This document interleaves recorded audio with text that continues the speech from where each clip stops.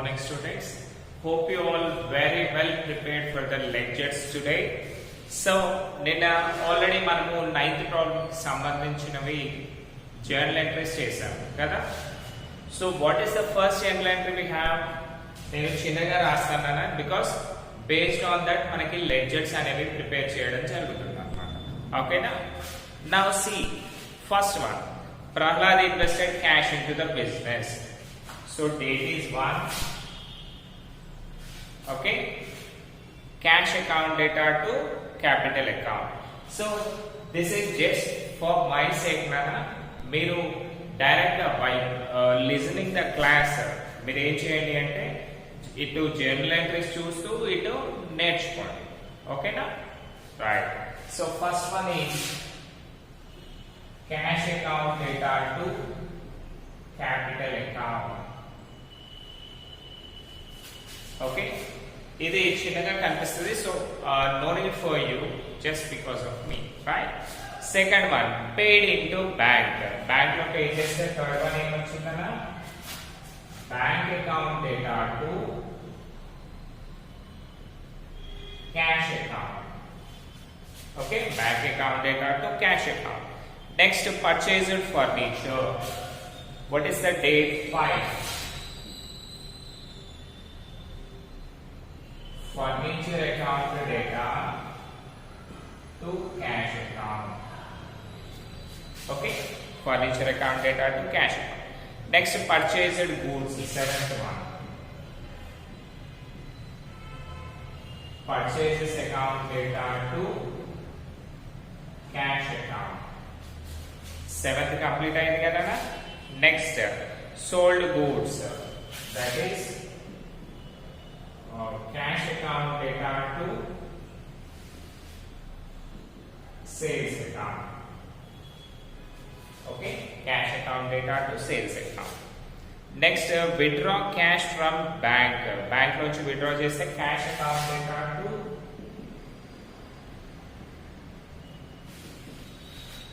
to bank account. Okay, next 25, paid interest. అంటే interest account data to cash account. And the last one is 30, paid salaries. That is salaries account data to cash account. So these are the journal entries అన్న. మీరు already మీ books లో రాసేసుకున్నారు కదా. Now see, మనము journal entries కి journal proforma ఒకటి draw చేసాం కదా. So ఇప్పుడు లెడ్జర్స్ కి కూడా వేరే ప్రొఫార్మా ఉంటుందనా. సో ఆ ప్రొఫార్మాని ఇప్పుడు చూద్దాం. సో ఇంతకు ముందు ఏంటి అంటే ఇంకొకటి జర్నల్ ఎంట్రీస్ లో డెబిట్ క్రెడిట్ రెండు కూడా ఒకే సైడ్ రాస్తాం. బట్ ఇప్పుడు ఏం చేస్తామంటే డెబిట్ సైడ్ సపరేట్ రాస్తాం, క్రెడిట్ సైడ్ సపరేట్ రాస్తాం.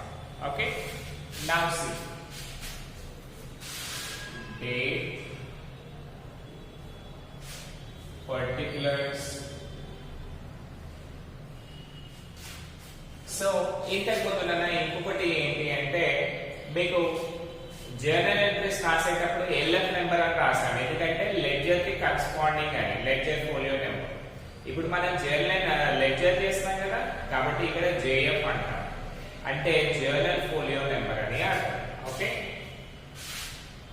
JF number amount.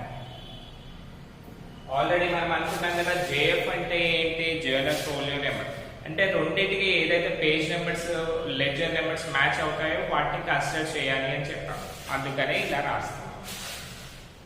Next debit side అయిపోయింది కదా. Now coming to the credit side, date, particulars, JF number, amount.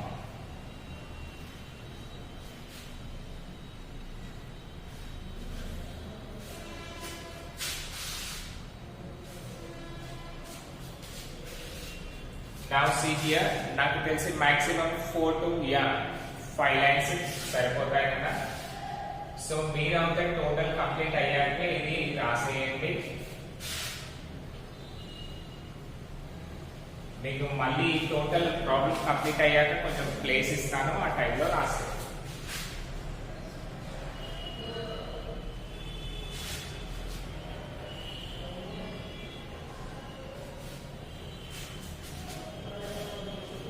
Now see here, మనము both sides రాస్తాం. Date, particular JF number, amount. Date, particular JF number, amount. Right?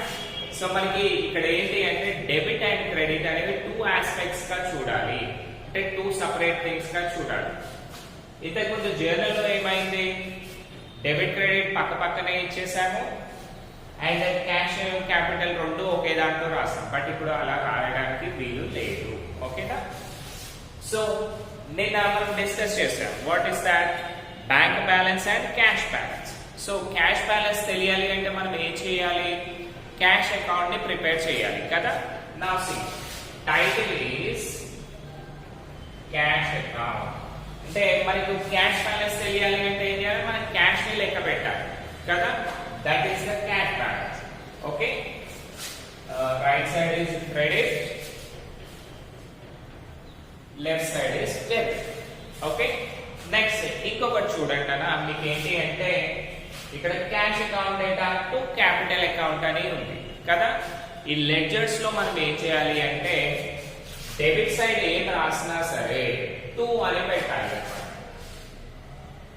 మనము narration కి being అని ఎలా consider చేస్తామో ఇక్కడ 2 అని కన్సిడర్ చేయడం కూడా అంతే ఇంపార్టెంట్. రైట్? మళ్ళీ క్రెడిట్ సైడ్ ఏమైతే రాస్తామో దానికి కంపల్సరీ కూడా బై అని పెట్టాలి. Okay, left side is 2, right side is by. Right? Now see here, cash balance తెలియాలి. సో క్యాష్ ఆల్రెడీ రాసాం కదా. సపోజ్ మీరు ఏదైనా మీ పర్సనల్ డైరీ రాస్తున్నారు అనుకోండి. సపోజ్ మీ పేరు విక్రమ్ అనుకున్నాం, మీరు విక్రమ్ అని మీ డైరీ రాశారు. అందులో విక్రమ్ అని రాస్తారా, నేను అని రాస్తారా? నేను అని రాస్తారా? అంటే మీరు ఏదైతే వర్క్స్ చేస్తారో ఆ వర్క్స్ గురించి రాస్తారు. Suppose Vikram purchased goods. ఓకేనా? అతని డైరీలో ఏం రాస్తాడు, విక్రమ్ పర్చేజ్డ్ అని రాస్తాడా? లేదు, మీ పర్చేజ్డ్ అని రాస్తాడు, ఎందుకంటే తనే కొంటున్నాడు కదా. అలాగే సో ఇప్పుడు మనకి క్యాష్ బుక్ చేస్తున్నాను కాబట్టి క్యాష్ బుక్ లో మళ్ళీ క్యాష్ అని రాయాల్సిన అవసరం లేదు. దాని నెక్స్ట్ కరెస్పాండింగ్ ఏదైతే ఉందో దాన్ని మాత్రమే కన్సిడర్ చేయాలి. ఓకేనా? సీ హియర్, మనకి ఫస్ట్ ఎంట్రీ ఏముంది, cash account data to capital account. నానా మీరు ఈ జర్నల్ ఎంట్రీస్ ఇందులో కనిపించలేదు అనుకోండి, మీరు ఏం చేయండి, మీ ప్రీవియస్ దాంట్లో లెడ్జర్ జర్నల్ ఎంట్రీస్ రాశాను కదా నిన్న, వాటిని కన్సిడర్ చేయండి. సో ఇప్పుడు క్యాష్ బుక్ లో క్యాష్ రాయాల్సిన అవసరం లేదు, దాని ఆపోజిట్ ఏదైతే ఉందో వాటిని మాత్రమే మనము రాయాలి. ఓకేనా? So cash account data to capital account అని ఉంది అంటే ఫస్ట్ క్యాష్ ని ఇగ్నోర్ చేయండి. ఓకేనా? ఎందుకంటే మనం క్యాష్ బుక్ చేస్తున్నాం కదా. క్యాష్ తీసేస్తే మనకి కింద ఏం మిగిలింది, మనకి 2 క్యాపిటల్ అని మిగిలింది కదా. అండ్ డేట్ ఏంటన్నా, ఫిబ్రవరి 1. 2 క్యాపిటల్ అంటే 2 ఎక్కడ సైడ్ రాయమని చెప్పాను, డెబిట్ సైడ్ లో కదా. కాబట్టి డేట్ ఏంటి, 1 2019 ఫిబ్రవరి 1. ఏముంది మనకి ఇక్కడ, 2 క్యాపిటల్ అని ఉంది కాబట్టి 2 క్యాపిటల్ రాయాలి. 2 క్యాపిటల్ అకౌంట్, అమౌంట్ ఎంతనా, 50,000 రూపీస్. ఓకే, ఇవి జాగ్రత్తగా రాయండి పిల్లలు, 50,000 రూపీస్. నెక్స్ట్ వన్ చూడండి, bank account data to cash account ఉంది. సో మళ్ళీ దీంట్లో కూడా క్యాష్ ఉంది కదా మనకి. సో క్యాష్ ని ఇగ్నోర్ చేస్తే సెకండ్ వన్ పైన ఏముందన్న మనకి, ఓన్లీ బ్యాంక్ ఉంది. ఓన్లీ బ్యాంక్ ఉంటే ఏమనుకోవాలి మనము, బై బ్యాంక్ అని అనుకోవాలి. ఓకేనా? 2019 ఫిబ్రవరి, డేట్ ఎంతనా, 3. సో బై బ్యాంక్ కదా, రాయండి బై బ్యాంక్ అకౌంట్. బ్యాంక్ లో ఎంత అమౌంట్ ఉంది నాన్న మనకి 6000 rupees. 6000 rupees. Next fifth one చూడండి, ఆల్రెడీ మీరు చెప్పగలుగుతారు. ఓకే, ఫిఫ్త్ వన్ కూడా ఫిఫ్త్ ఎంట్రీలో క్యాష్ తీసేస్తే మనకి ఏముంది, 2 క్యాష్ తీసేస్తే ఫర్నిచర్ ఉంది. ఓన్లీ ఫర్నిచర్ ఉంటే ఏం చేయాలి మనము, బై ఫర్నిచర్ అని రాయాలి. Right, fifth one by furniture account. Furniture cost ఎంతనా, 2000. ఓకే, నెక్స్ట్ వన్ చూడండి, పర్చేజెస్ టు క్యాష్ ఉంది. మళ్ళీ సెవెంత్ ఎంట్రీలో 2 క్యాష్ తీసేస్తే ఏం మిగిలింది మనకి, బై పర్చేజెస్ మిగిలింది కదా. సో రాసేయండి, date 7 by purchases account.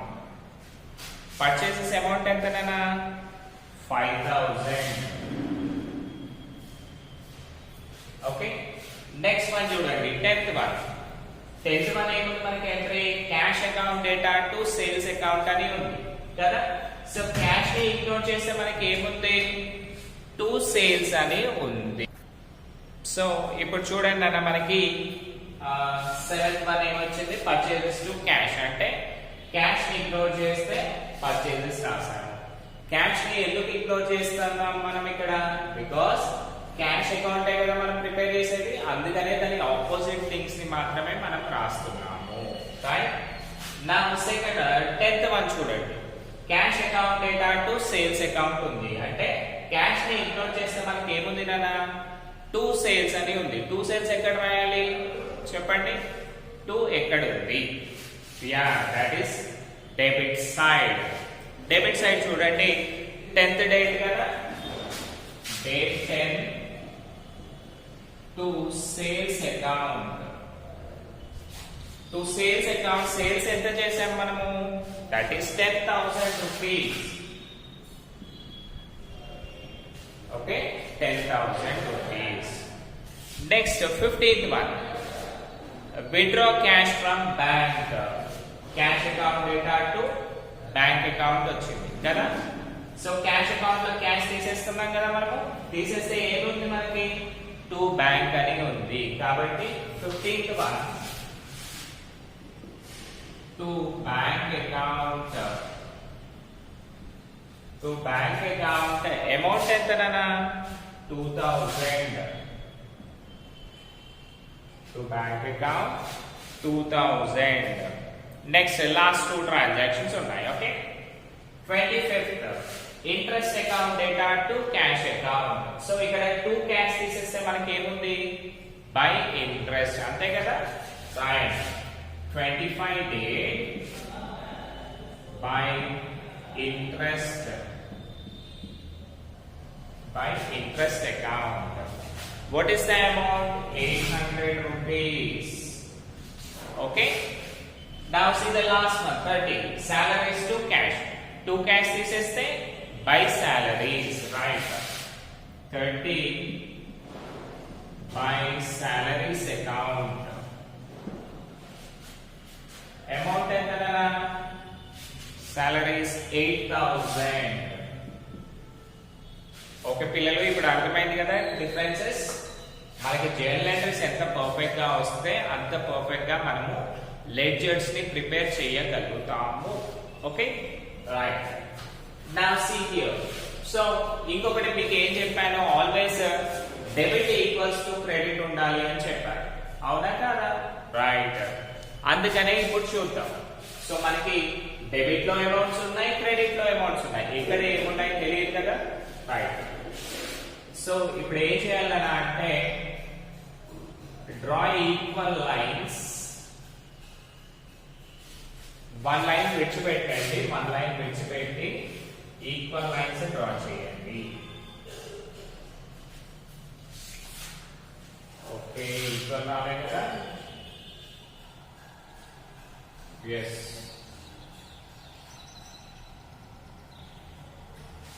Equal lines. Right, so ఇప్పుడు చూడండి, మీరు ఏం చేయండి అంటే రఫ్ కాలం తీసుకొని ఇవన్నీ కూడా క్యాల్కులేట్ చేయండి. ఓకేనా. సో మనకి ఇక్కడ ఏముంది 50 10 2 ఓకేనా రఫ్ గా చేస్తున్నాను ఇది రాయాల్సిన అవసరం లేదు మీరు వర్కింగ్ నోట్స్ లో రాసుకోవచ్చు రైట్ 50,000 10,000 and 2,000 అంతే కదా 50 10 2 చూసుకుంటే ఎంత 62,000 రూపీస్ వచ్చింది ఏంటిది debit side amount debit side is equal to 62,000 ఓకేనా now see this side 6 plus 2 8 okay ఇక్కడ రాసేద్దాం 6,000 2,000 5,800 8,000 0 0 అంటే 0 0 8 8 2 10 15 21 21,800 క్రెడిట్ లో వచ్చింది అవునా so credit is equal to 21,800 so మీకు ఏం చెప్పాను డెబిట్ క్రెడిట్ ఈక్వల్ గా ఉండాలి అని చెప్పాను కానీ ఇక్కడ ఈక్వల్ గా ఉన్నాయా లేదు లేనప్పుడు మనం ఏం చేయాలన్నా ఈక్వల్ చేయాలి అంతే కదా సపోజ్ మీకు ఒక సింపుల్ ఎగ్జాంపుల్ ఇస్తాను మీరు ఒక ప్యాన్ ని తీసుకోండి అంటే తక్కెడ ఉంటుంది కదా తక్కెడ వెయిట్ చేసేదాన్ని తక్కెడే అంటుంది కదా రైట్ సో ఇప్పుడు చూడండి సింపుల్ గా ఇక్కడ 1 kg ఉంది వెయిట్ ఇక్కడ హాఫ్ కేజీ వెయిట్ ఉంది సో మీకు రూల్ ఏంటి అంటే ఇవి రెండు ఈక్వల్ కావాలి కానీ వెయిట్స్ ఉన్న వాటిని తీయకూడదు అన్నారు అనుకోండి మీరు ఈక్వల్ చేయడానికి ఏం చేస్తారు ఇక్కడ హాఫ్ కేజీ ఉంది ఇక్కడ 1 kg అంటే ఇంకా హాఫ్ కేజీ తక్కువ ఉంది కదా దాన్ని మనము యాడ్ చేస్తాము అంతేనా సో తక్కువ ఉన్న సైడ్ కలిపితే ఏమవుతుంది మనకి ఈక్వల్ అవుతుంది అవుతుందా కాదా అవుతుంది సో ఇప్పుడు చూడండి సో ఇప్పుడు మనకి హైయెస్ట్ అమౌంట్ ఎంత ఉంది కదా ఇక్కడ 62,000 ఉంది కాబట్టి బోత్ సైడ్స్ ఏం చేయండి 62,000 అని రాయండి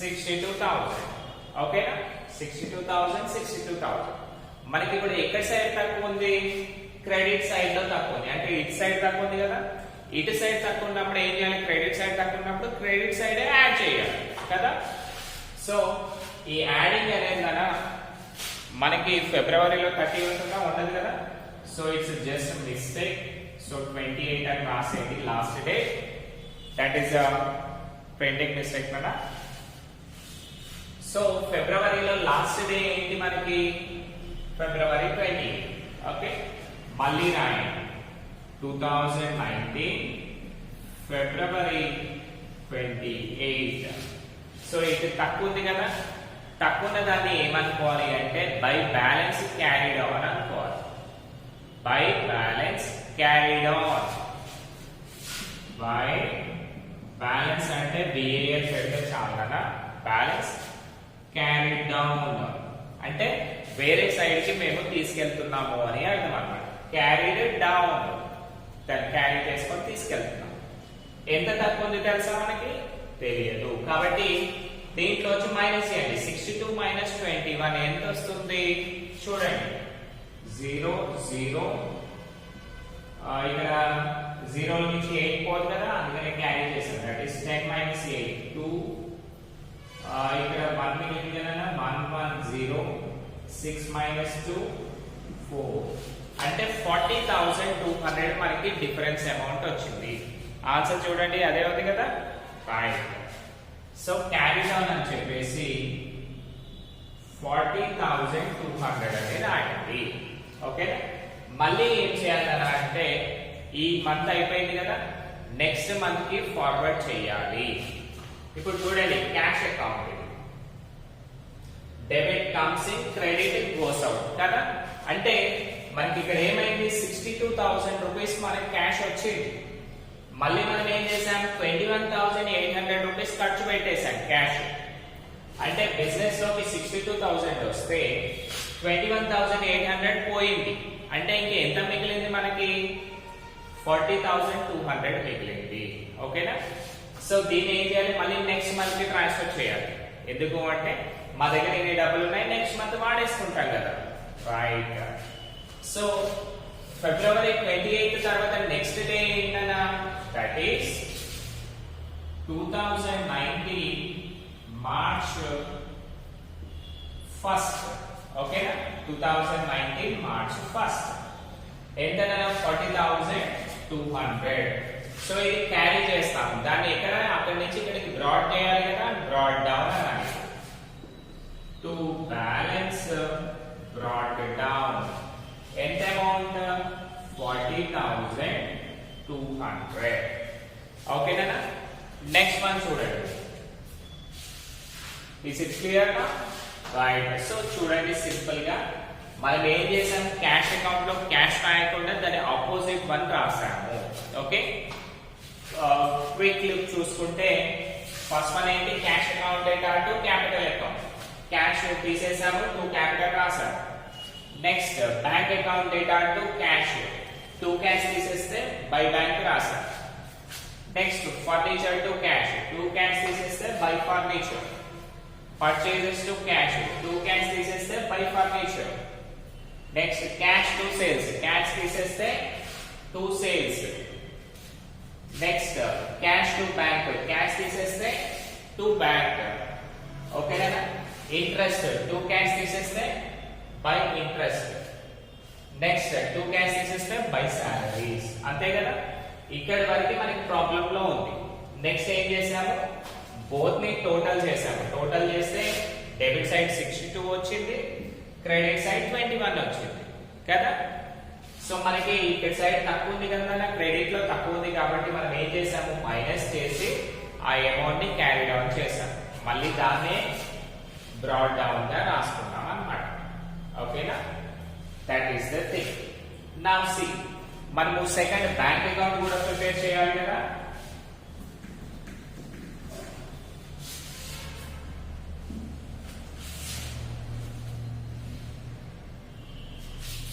Now see the bank account.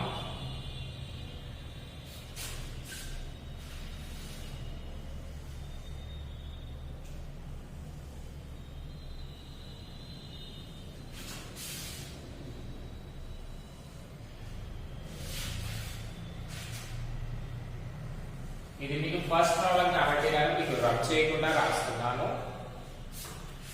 Next నుంచి ఏ అకౌంట్ కి దాన్ని సపరేట్ గా చూపిస్తాను.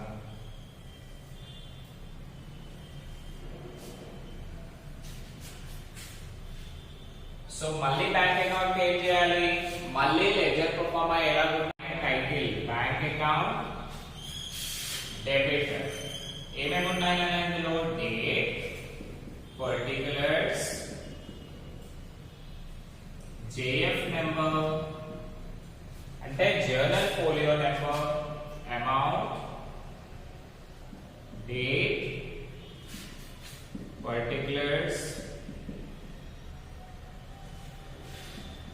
JF number, amount. ఇది క్రెడిట్ సైడ్. అంతే కదా.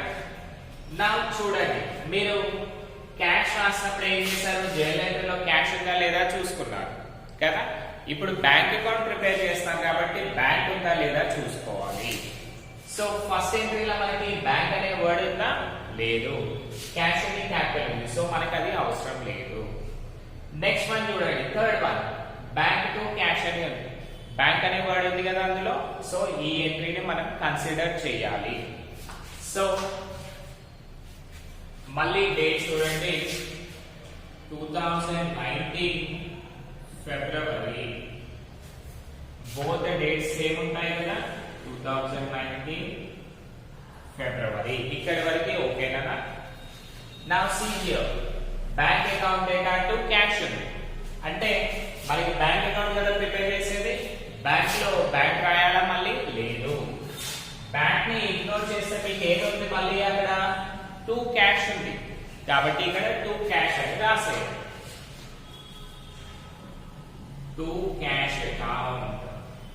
డేట్ ఎంత కదా, 3rd okay, date free. Amount ఎంత ఉంది మనకి? పెయిడ్ ఇంటూ బ్యాంక్ 6000 కదా, రాసేయండి. To cash 6000. ఓకే, నా నెక్స్ట్ వన్ చూడండి. ఫర్నిచర్ ఉంది, క్యాష్ ఉంది. మనకు అవసరమా? లేదు. ఎందుకంటే మనం ప్రిపేర్ చేసేది బ్యాంక్ అకౌంట్ కాబట్టి దాన్ని ఇగ్నోర్ చేయండి. నెక్స్ట్ పర్చేజెస్ క్యాష్, ఇది అవసరమా? లేదు. నెక్స్ట్ క్యాష్ సేల్స్, మనకు అవసరమా? లేదు.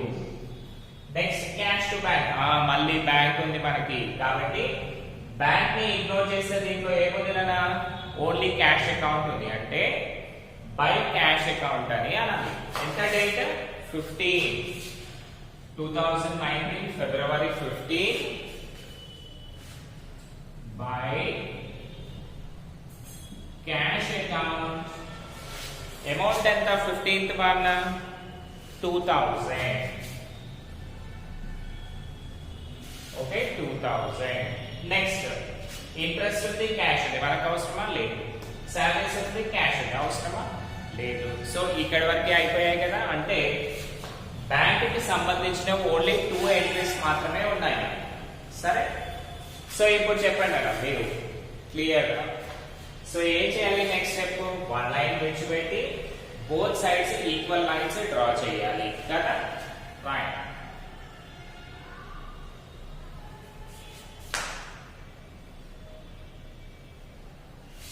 ఓకే, సో 6000 2000 దీనికి మళ్ళీ సెపరేట్ క్యాలిక్యులేషన్ అవసరమా? లేదు. సో ఇక్కడ ఏంటి? హైయెస్ట్ అమౌంట్ ఏముంది మనకి? 6000 కాబట్టి రాయండి 6000 6000. సో హైయెస్ట్ అమౌంట్ కన్సిడర్ చేయాలి కదా. మళ్ళీ ఇవన్నిటిని ఎప్పుడు టాలీ చేయాలి మనము? Last day of the month లో. అంటే ఫిబ్రవరిలో లాస్ట్ డే ఏంటన్నా? దట్ ఈస్ 2019 ఫిబ్రవరి 28. మీకు డౌట్ రావచ్చు అన్న ఏంటి అంటే, సార్ ఇక్కడ ఫిబ్రవరి రాసిన అన్ని ట్రాన్సాక్షన్స్ ఓన్లీ డేట్ వేసాడు, ఇక్కడ మళ్ళీ ఫిబ్రవరి ఎందుకు రాస్తున్నాడు అని డౌట్ రావచ్చు కదా. ఎందుకు అంటే కదా, ఎప్పుడైతే మనం టాలీ చేస్తున్నామో అంటే ఒక అకౌంట్ సెటిల్ చేస్తామో లాస్ట్ డే, ఆ రోజు మళ్ళీ అన్ని రాయాల్సి ఉంటుంది. అందుకనే మనం ఇక్కడ అలా రాసాం. Okay, now see here. So మనకి డిఫరెన్స్ అమౌంట్ ఎంత వచ్చిందన్న? 6 - 2 ఎంత అవుతుంది? 4000. సో రాసేయండి బై బ్యాలెన్స్ క్యారీడ్ ఆన్. మళ్ళీ వేరే సైడ్ తీసుకెళ్ళాలి కదా దీన్ని, అందుకని by balance carried on 4000. Okay, next line కనిపిస్తుందా మీకు? Let us see. అడ్జస్ట్ చేస్తాను. నా చూడండి, బై బ్యాలెన్స్ క్యారీడ్ ఆన్ 4000. మళ్ళీ ఏం చేయాలి? ఆ 4000 ని నెక్స్ట్ మంత్ కి ట్రాన్స్ఫర్ చేయాలి కదా. That is 2019 February 28. Okay, to balance broad down. ఎంత అమౌంట్ అన్నా? 4000 రూపీస్. 4000 రూపీస్. ఓకే, అర్థమైందేనా? ఇది మీకు పిక్చర్ కూడా పెడతాను. సో ఒకసారి కేర్ఫుల్ గా లిసన్ చేయండి, మీకు అర్థమైపోతుంది. ఏం చేసాం మనము? ఏ అకౌంట్ ప్రిపేర్ చేస్తే జనరల్ ఎంట్రీలో దాన్ని ఇగ్నోర్ చేసి దాని ఆపోజిట్ సైడ్ ని మనం రాసేసుకున్నాం, అంతే కదా. ఓకేనా? Hope you all understood. రేపు ఇంకొక ప్రాబ్లం చేస్తాం కదా, దాన్ని బేస్ చేసుకొని మీరు పర్ఫెక్ట్ గా అయిపోతా ఉంటారు. Okay, thank you.